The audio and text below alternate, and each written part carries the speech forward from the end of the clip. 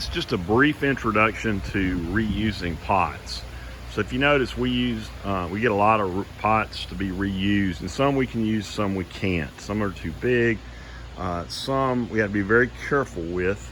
I'll try to pick out of this. This is a table with dirty pots on it.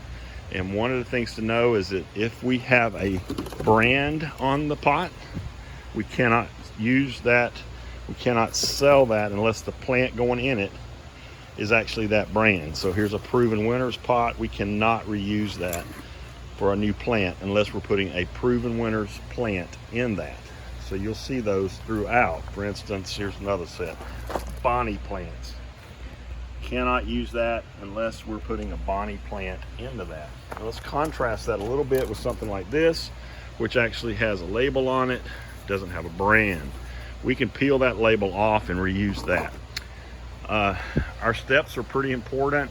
These used pots come in with soil. We have no idea what kind of diseases they might be bringing in. We try to remove as much dry soil off of them as possible with brushes. Then we take them to this wash station where we just use water and a water spray and a brush to continue to get as much of that soil off as we possibly can.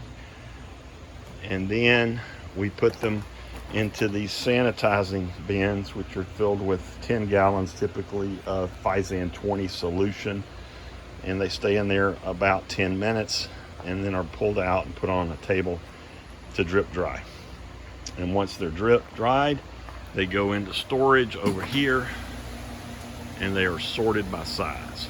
So that's an introduction.